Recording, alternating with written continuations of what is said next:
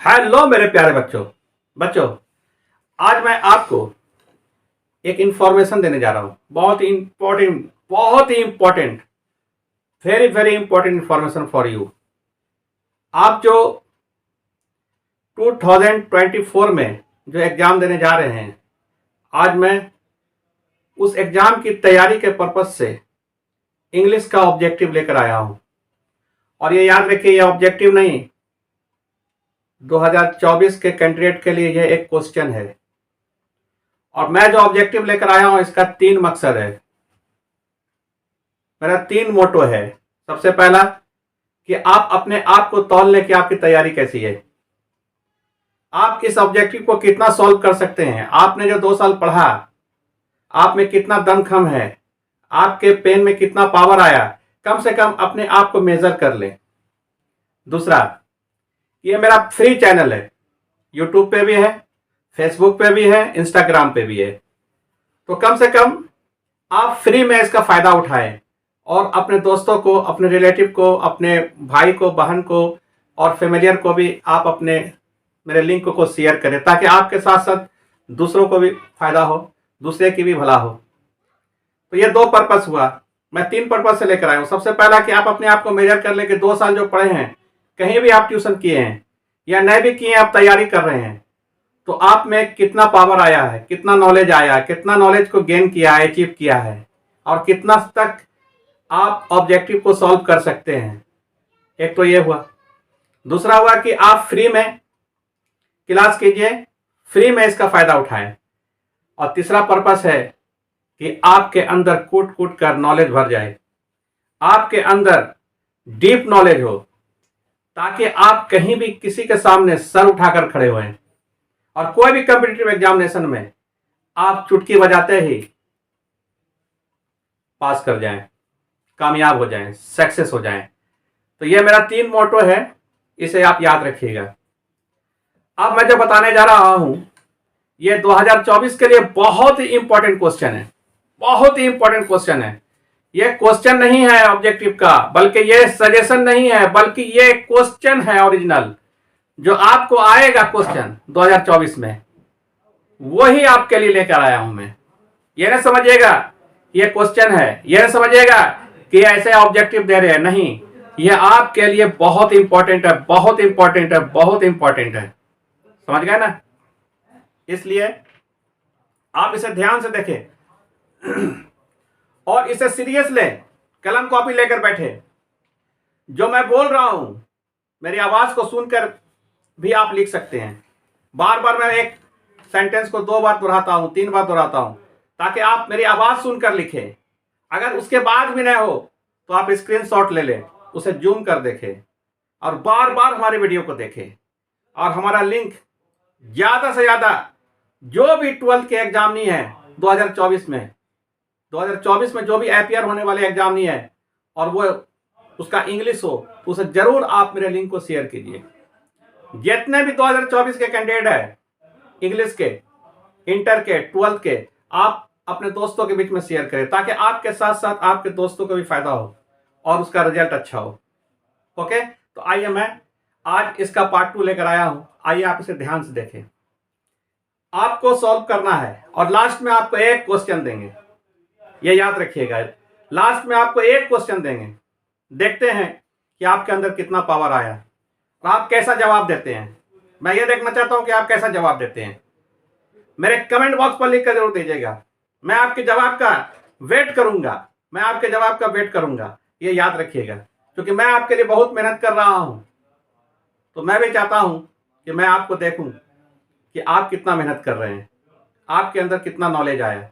और हाँ, घबराना नहीं है। अगर कोई दिक्कत हो, कोई डाउट हो, तो हमारे कमेंट बॉक्स पर लिख कर दीजिए। मैं नेक्स्ट क्लास लेने से पहले आपके डाउट को क्लियर करूंगा, ये मेरा प्रॉमिस है आपसे। आइए देखिए, क्वेश्चन नंबर फर्स्ट क्या कह रहा है, ध्यान से देखिए। Please be quit, please be quit, I dash my homework. बात समझ रहे हैं? आपको क्या भरना है? डैश, खाली जगह, फिल इन द ब्लैंक्स। ध्यान से देखें, ये 2024 के जो कैंडिडेट है, इंग्लिश के, 12th के, उसके लिए ये सजेशन ही नहीं, बल्कि समझ लीजिए कि 2024 का क्वेश्चन है। एक भी क्वेश्चन बाहर नहीं जाएगा अगर आप हमारे वीडियो को देखते रहेंगे, तो हमारे क्लास को देखते रहेंगे। मेरे क्लास में आप अपियर रोज होइए। देखिए, please be quit, I dash my homework. अब आप देख सकते हैं कि आपका सब्जेक्ट क्या है, सब्जेक्ट के अनुसार क्या सेट होता है। 4 ऑप्शन रहेगा, 4 ऑप्शन मैं दिया हूं, आप देख सकते हैं। पहला, इज डूइंग, क्या आई के साथ इज आता है? आई इज लेता है? नहीं लेता है। समझ गए ना? आपको टेंस पढ़ा चुके हैं, टाइम एंड टेंस पढ़ा चुके हैं, तो फिर क्या दिक्कत है? आई के साथ इज नहीं लेता, आई के साथ एम लेता है। देखिए, आप कैसे सिलेक्ट कीजिएगा कि इसका एप्रोप्रिएट वर्ड कौन होगा? तो सबसे पहले आप सब्जेक्ट को पकड़िए। सब्जेक्ट आपका फर्स्ट पर्सन में आई है, और आई के साथ इज तो लेगा नहीं, इज डूइंग होगा नहीं, ठीक है? तो क्या आई के साथ आर होगा? कभी नहीं, नेवर नेवर नेवर। तो चलिए, ए नंबर भी नहीं होगा, बी नंबर भी नहीं होगा, क्योंकि आई के साथ ना तो ई जाता ना तो आर आता है। आई के साथ क्या आता है? अब आगे देखिए, सी नंबर में देखिए, कह रहा है एम डूइंग, यही होगा। This is a perfect option, इसलिए कि आई के साथ एम आता है। आपको मैं टेंस पढ़ा चुका हूं ना, तो फिर घबराने की क्या बात है। चलिए, ये आपका ऑप्शन सही है, इसमें आपका टिक लग गया। समझ गया ना कैसे ऑब्जेक्टिव को सॉल्व करना है? Everything is depend on tense. Okay, tense पे आप कमांड कीजिए, आपको कहीं दिक्कत नहीं होगा। चलिए नेक्स्ट देखिए, दी स्टूडेंट्स, यहां पर स्टूडेंट्स है, ध्यान दीजिएगा। डैश ओबे दियर टीचर, ओबे मीन्स होता है बात मानना, ठीक है? दी स्टूडेंट्स डैश ओबे दियर टीचर, ओबे दियर टीचर। अब देखिए, आपको क्या करना है, गौर कीजिएगा। यहां पे आपका 4 ऑप्शन है, इस 4 ऑप्शन पर ध्यान दीजिए। 4 ऑप्शन पर ध्यान दीजिए कि क्या होगा। शुड है नंबर 1, कैन है नंबर 2, मोस्ट है नंबर 3, मस्ट है नंबर 4। बोले इसमें क्या होगा? नंबर 1 शुड, बी में है कैन, सी में है मोस्ट, और डी में है मस्ट। तो क्या कह रहे हैं कि स्टूडेंट को अपने टीचर का बात मानना चाहिए। स्टूडेंट को अपने टीचर का बात जरूर मानना चाहिए। अब देखिए, यहां पर शुड भी है चाहिए, मस्ट भी है चाहिए। यहां पर आपके पास 2 ऑप्शन आ गया, लेकिन जहां पर मस्ट है इट मीन्स कि मिस नहीं करना है, जरूर है, ठीक है? इसलिए यहां पे मस्ट होगा, न कि शुड होगा। इसी तरह से आपको जो एग्जामिनर होंगे ना, सेटर, थोड़ा सा चकमा देंगे, शुड भी मस्ट भी, लेकिन मस्ट थोड़ा पावरफुल है ना? मिस नहीं करना है इसमें। शुड माने भी चाहिए होता है, और मस्ट माने जरूर चाहिए। तो हमें अपने शिक्षक का बात जरूर मानना चाहिए। तो यहां पर ऑप्शन क्या होगा? मस्ट। अब देखिए, रीता, अब रीता की जगह पर सीता हो सकता है, कविता हो सकता है, गीता हो सकती है, श्वेता हो सकती है, श्याम हो सकता है, राम हो सकता है, रहीम हो सकता है, कुछ भी हो सकता है, कोई भी नाम रहे। चलिए आगे बढ़िए। तो Rita dash to the radio, ठीक है? To the radio. अब रेडियो जो है, अब ऐसा समझिए, रेडियो क्या है? कोई टेलीविजन तो है नहीं जिससे कि हम देख सकते हैं, समझ रहे हैं ना? रेडियो में क्या सुनते हैं? सुनते हैं, न्यूज सुनते हैं, गाना सुनते हैं, उसमें देखते तो नहीं है ना, देखते हैं। तो वहां पर वॉच तो करते नहीं है, देखते नहीं है, तो सुनते हैं। तो अब देखिए, रीता टू द रेडियो, बीच में डैश है। अब देखिए, Rita 3rd person singular number है ना, तो जैसे हमने बताया कि आई के साथ एम लेता है, तो कोई भी नाम के साथ इज लेता है। और सुनने का क्या होता है? लिसने। और जब इज आएगा तो वर्ब का 4था फॉर्म आएगा, तो इज लिसनिंग होगा। अब इसका ऑप्शन देखिए क्या क्या है। सबसे पहला ऑप्शन तो इज लिसनिंग है, दूसरा ऑप्शन सिर्फ लिसनिंग है। तो डायरेक्ट तो V4 लग नहीं सकता है। जब भी V4 लगेगा इज एम आर के साथ, या वाज वर्ब के साथ, या विल बी शैल बी के साथ V4 लगता है, आपको पढ़ा चुके हैं। तो ये भी नहीं होगा लिसनिंग। आर लिसनिंग तो हो नहीं सकता, चूंकि रीता के साथ एक नाम है, आर आएगा नहीं, आएगा तो इज आएगा। अब देखिए, समझिए, और लास्ट में नन है। तो आप क्या समझ रहे हैं कि रीता इज लिसनिंग, ये ऑप्शन आपका जो है नंबर 1 सही है, ठीक है? Rita is listening to the radio, एक बात याद रखिएगा, लिसनिंग के साथ टू आता है, लिसनिंग टू, है ना।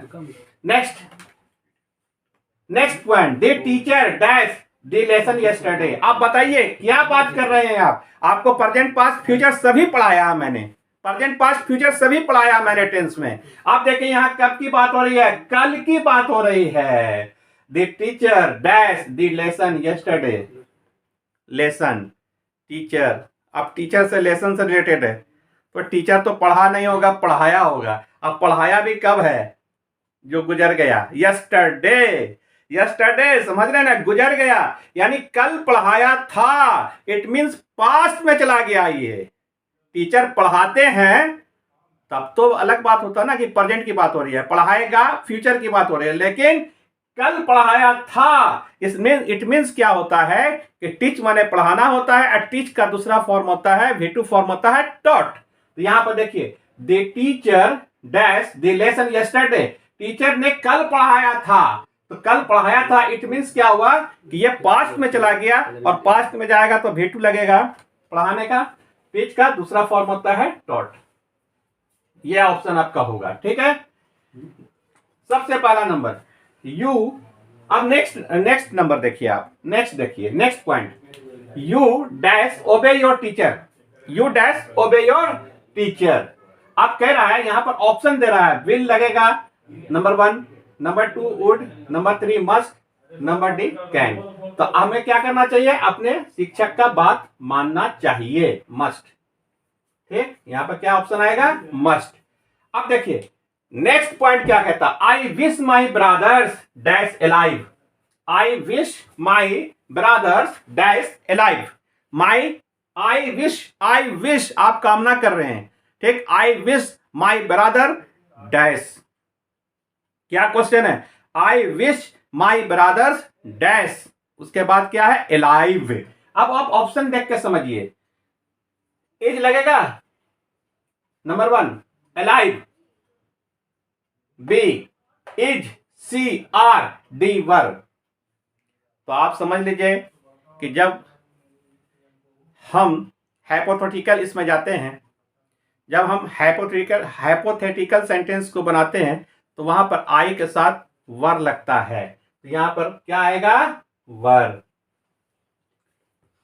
Number D option, I wish my brothers were alive. Were नहीं बोला कीजिए, सही प्रोनाउंसिएशन वेयर नहीं है, वर है, ठीक है। क्या है? वर, नॉट वेयर, है ना। 99% स्टूडेंट्स को देखते हैं कि वेयर वेयर वेयर बोलते हैं, नहीं, वर सही प्रोनाउंसिएशन है, वर। तो याद रखिएगा कि ये हाइपोथेटिकल सेंटेंस में आई के साथ वर लगता है, तो यहां पर वर लगेगा, ठीक है। Next point, the train dash not arrived yet, the train dash not arrived yet. अब ट्रेन एक सिंगुलर है, इसके साथ ऑप्शन देखिए, हैज है ए नंबर में, बी नंबर में हैव है, सी नंबर में विल है, और डी नंबर में नन ऑफ दीज है। तो सबसे पहले याद रखिए कि द ट्रेन जब सिंगुलर है तो सिंगुलर के साथ तो हैव लगेगा नहीं, विल लगेगा नहीं, लगेगा लेकिन यहां सेट नहीं हो रहा है। और उसके बाद क्या कह रहा है कि नन ऑफ दीज होगा नहीं। अगर विल लगेगा तो दूसरा मीनिंग हो जाएगा। यहां पे कह रहा है कि अभी तक पहुंचा नहीं है ट्रेन, द ट्रेन हैज, क्योंकि थर्ड पर्सन सिंगुलर नंबर है और ट्रेन के साथ हैज लगेगा। अब देखिए यस्टरडे, कल, यानी बीते हुए कल की बात हो रही है, टुमारो नहीं है, यस्टरडे है गाइस, यस्टरडे है माय डियर गाइस। मेरे प्यारे बच्चे, मेरे प्यारे बच्चों, ध्यान दीजिए, आपके लाइफ का सवाल है, आपके फ्यूचर का सवाल है। I want your bright future, I want your bright future, bright future, okay. आज जो मैं आपको पढ़ा रहा हूं, सिर्फ मैं इसलिए बता रहा हूं, मेरी यह कामना है कि आप राइज करें, तरक्की करें, आपका फ्यूचर ब्राइट हो। मैंने आपको कह दिया ना, जैसा कि मैंने पहले ही बताया कि यह मेरा फ्री क्लास है, इंस्टाग्राम पे भी है, यूट्यूब पे भी है और फेसबुक पे भी है। आप हमसे प्रॉमिस कीजिए कि कम से कम 5 बंदे के बीच में आप मेरे लिंक को शेयर कीजिए, चाहे वो आपकी बहन हो, आपका भाई हो, आपका रिलेटिव हो, आपका फेमिलियर हो, आपके फ्रेंड्स हो। और जहां तक ये तो 12th का क्वेश्चन है। बोलने को तो सजेशन है, लेकिन मेरा सजेशन नहीं है, क्वेश्चन है। 2024 में जो क्वेश्चन आएगा ना, आप मिला लीजिएगा, एक भी क्वेश्चन बाहर नहीं जाएगा इससे। तो मैं चाहता हूं कि जितने भी इंटर के स्टूडेंट है, 12th इंग्लिश के स्टूडेंट है, जो 2024 में अपियर होने वाले, एग्जाम देने वाले हैं, चाहे उसका स्ट्रीम जो भी हो, आर्ट्स हो, साइंस हो, कॉमर्स हो, जो भी स्ट्रीम हो, आप सारे स्टूडेंट के बीच में इसे वायरल कर दीजिए। ओके, इस लिंक को शेयर कर दीजिए। और हाँ, हमारे कमेंट में जरूर लिखिएगा कि अब आपको मेरा क्लास कैसा लगा, मेरा क्लास कैसा लगा ये भी लिखेंगे, और साथ साथ अगर डॉट हो तो उस डॉट को भी लिखेंगे। मैं आपसे प्रॉमिस करता हूं कि पहले आपके डॉट को क्लियर करूंगा, तब मैं आगे क्लास लूंगा। ओके, और हमारे लिंक को ज्यादा ज्यादा शेयर कीजिए, कमेंट कीजिए, लाइक कीजिए, क्योंकि आपका एक लाइक मुझे बहुत कॉन्फिडेंस देता है, ये याद रखिएगा। और फॉलो करना नहीं भूलिएगा, फॉलो कीजिए, और साथ साथ सब्सक्राइब करना भी नहीं भूलिएगा। सब्सक्राइब करके बेल आइकन जरूर दबाइएगा, ताकि आपको आगे का भी नोटिफिकेशन मिलता रहे। अभी तो कुछ नहीं है, आगे मैं कॉम्पिटिटिव लेवल तक का इंग्लिश पढ़ाऊंगा आपको तैयारी करने की कहीं जरूरत नहीं है। आइए देखिए, yesterday I dash to buy bread. कल मैं रोटी खरीदा था, ठीक है, खरीदने गया था। अब देखिए यहां क्या, यस्टरडे बीता हुआ कल है, तो गो तो होगा नहीं, गोइंग तो होगा नहीं, ठीक है, क्योंकि डायरेक्ट तो आईएनजी लेता नहीं है। टू गो तो होगा नहीं, तो यहां पे क्या होगा, वेंट होगा। अब इसका पूरा कंप्लीट सेंस निकल रहा है कि yesterday I went to buy bread, कल मैं गया था रोटी खरीदने।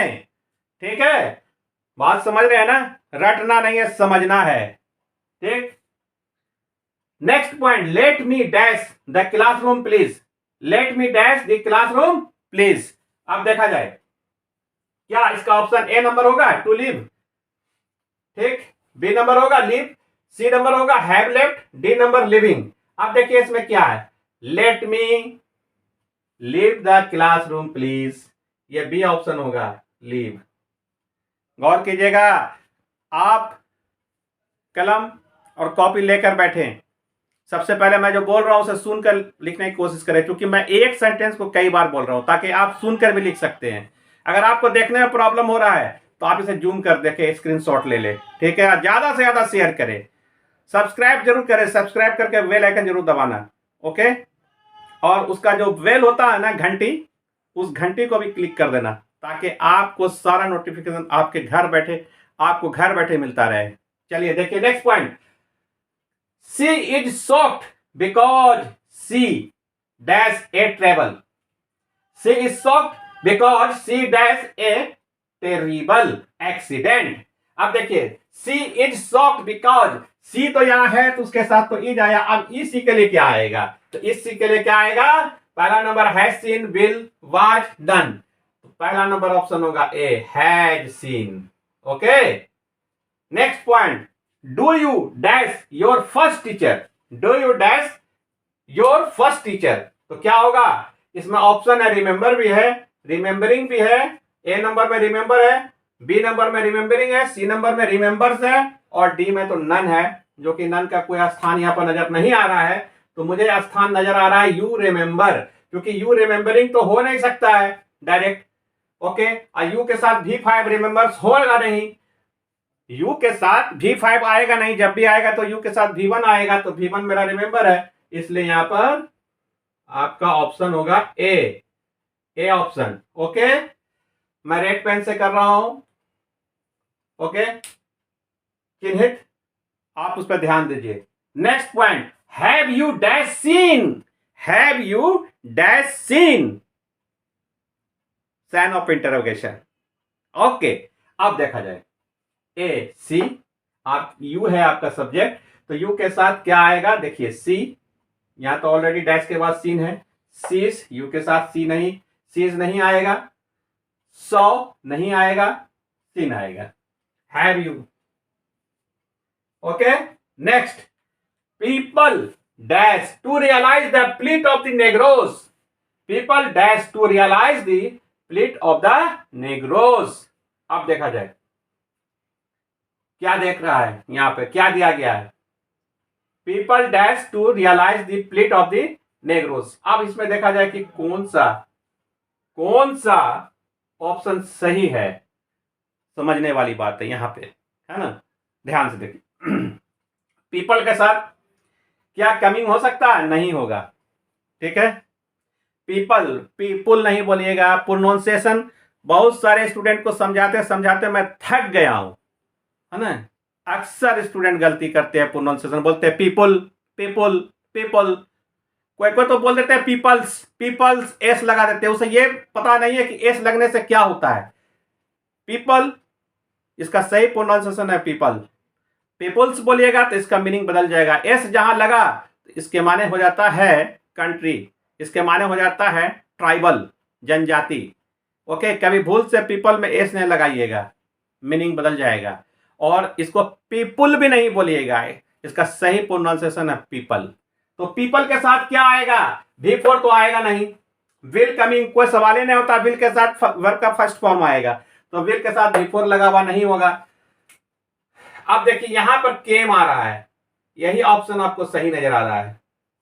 People came to realise the plate of the Negroes. Okay, last point, I have to the market. I have to the market। I have to the market। have के बाद और to के बीच में क्या है? डैश, खाली स्थान, फिल इन द ब्लैंक्स कीजिए इसको। देखिए, I have dash to the market। I have dash to the market।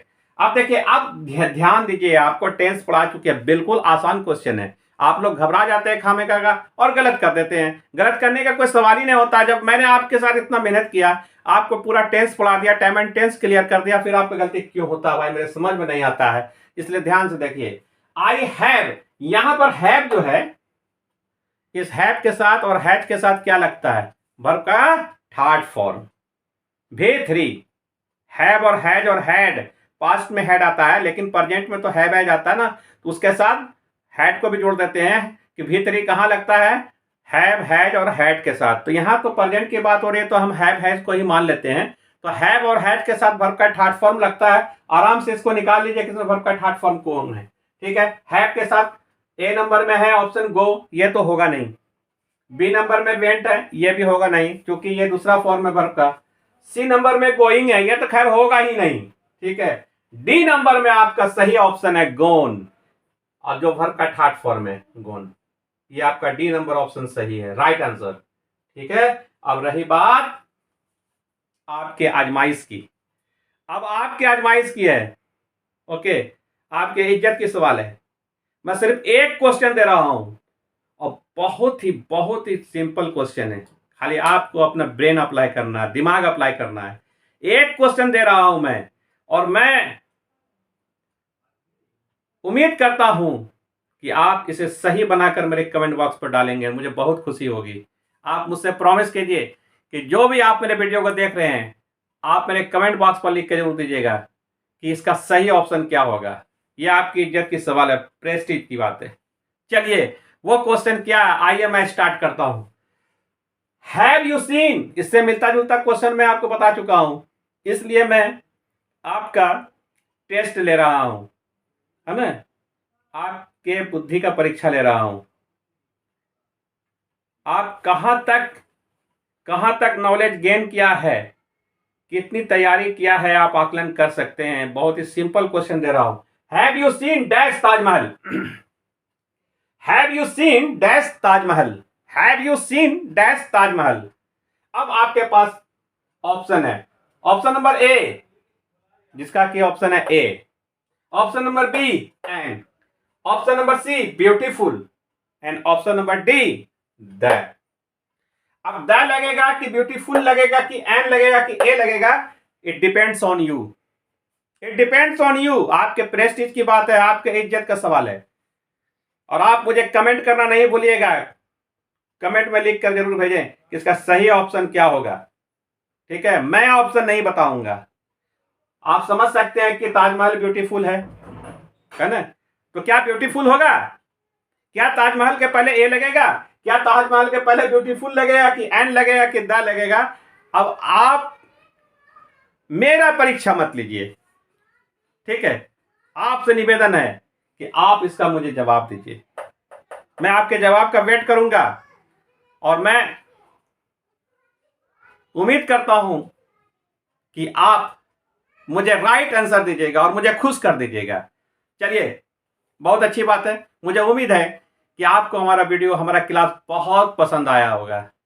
Wish you all the best my dear students. Take care you. Bye.